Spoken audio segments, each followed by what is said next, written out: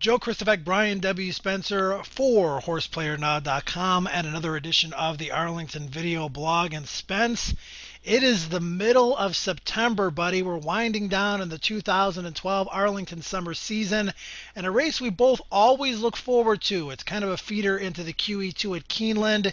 It is the Pucker Up Stakes. We're going to talk about that in just a moment or two, but we've got three treats on the Saturday card.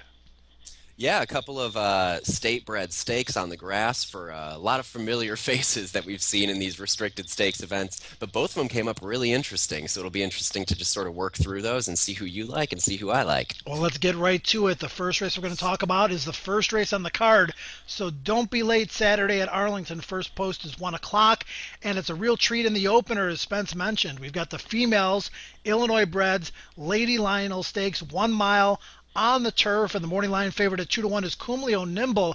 But Spence, she was defeated in the Illinois Owner Stakes last out by Peyote Patty, by Katie the Lady. She finished third at odds of even money. The turf was rated good that day. How do you assess that race, and do you think she will go favorite on Saturday?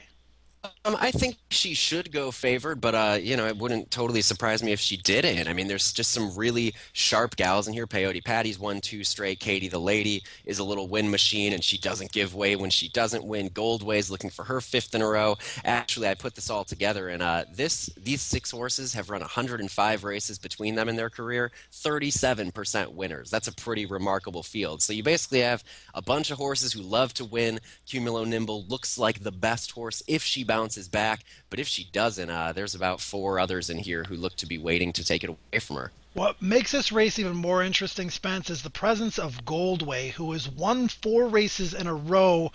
5.5 furlongs on poly, upwards of 1 mile and a 16th on turf. She is speed when she stretches out, and she's got Katie the Lady in there, who always makes the lead. And what I love about Katie the Lady, particularly in her last race, she went really fast, and she still went wire to wire. 46-1, 110-3, 135-3, and she didn't quit. That was only 2 weeks ago, but she's probably going to get some pace pressure in here. You've got stalkers in Peyote Patty and Kumleo Nimble, and then you've got the tough luck horse in Kepi, who always seems to fall just a little bit short. Maybe on the big stage she'll finally break through after 3 seconds in a row. And, we talk about pace makes the race and, speed battles and everything. Katie the Lady doesn't care. Doesn't matter if there's, if she's the only speed horse, if there's 3 other speed horses, she's going to go for the lead and she's going to dig in and she's not going to quit late. But I really think this race sets up wonderfully for Kepi. Peyote Patty will be sitting that first jump kind of trip. Cumulo Nimble probably, right alongside her. And then Kepi may just be sitting behind those 4. And if it starts to come back at all, if Katie the Lady decides to quit or learns how to quit for once, Kepi may be in line for a great trip from a really advantageous rail draw in a spot like this. Yeah, I agree with you. I think Kepi will be a square price, and I think she's worth taking another shot with. Let's go to the Texas Zing, one of my favorite Spence Illinois breds of all time. Probably a smidge before your time, but this horse would run on anything. I was a huge Texas Zing fan growing up, and they named this race for him, which I was very happy to see. We've got the males in here. This race a little bit further at 1 mile and a 16th on the turf. Morning line favorite at 9-5 is Mr. Mischief. Much like Katie the Lady, he has one strategy. Yeah, and the thing that works well for him, as opposed to Katie the Lady, is that there's not really any of that, serious early burn lined up against him here. Taz can show that tactical pace, sit the right kind of trip, but Mr. Mischief should really be alone out on the front, and he just missed by a nose. He looked home free at about the 16th pole in that last race, the Illinois Owners, before a very talented Sun Tracer made a huge move, just caught him on the wire. I think he's a deserving morning line favorite and the one to beat, and he may just simply need to run his race to win this one. Well, 2 starts back in the Illinois Owners race, it's set up similarly to this, where you figured Mr. Mischief would be on the lead, and you figured Taz would get that perfect stalking pressing trip just to his outside. But Spence, Taz didn't run that day over a good turf course. He wound up finishing a disappointing 6th. Then he comes back and he's loose on the lead and he wins. So I'm figuring it again that Taz will sit just outside Mr. Mischief. We'll have to see what the result is. But even if you include those 2 horses, there are several others in here with a chance. Forbidden Force always runs his race. Mavericking is capable. Color Me Blue jumped up and ran much better last out. Turf form is a little bit iffy, but the Pizza Man as a 3-year-old seems to be an up-and-comer as well, so Mr. Mischief definitely has his work cut out for him. Yeah, I mean, the Pizza Man's only loss on the grass was when he chased home Cosetti in that Grade 3 American Derby earlier this summer. Other than that, he's a perfect 4 for 4 on the turf. Beat a pretty decent horse in Vouch for Victory. Vouch for Victory, never going to be called a star, but he's really pushed some very talented horses to their limits in the stretch in some of those open allowance races. So maybe the Pizza Man coming out of a race that might be a little bit better than it looks on paper. Yeah, this is definitely an acid test for him because he was in that 3-year-old stakes earlier in the year against Open Company. Now he's in with Illinois breds, but an older set. So we'll see how he fits in with this group. Because he's probably going to be running with this kind for the better part of the rest of his career. So it'll be interesting to see if the Pizza Man can deliver. Pucker Up Stakes, Grade 3, one of my favorite races of the meet, 9 furlongs on turf for the 3-year-old females. Placed perfectly on the Midwest calendar, Spence, as a feeder into the QE2 coming up at Keeneland this fall.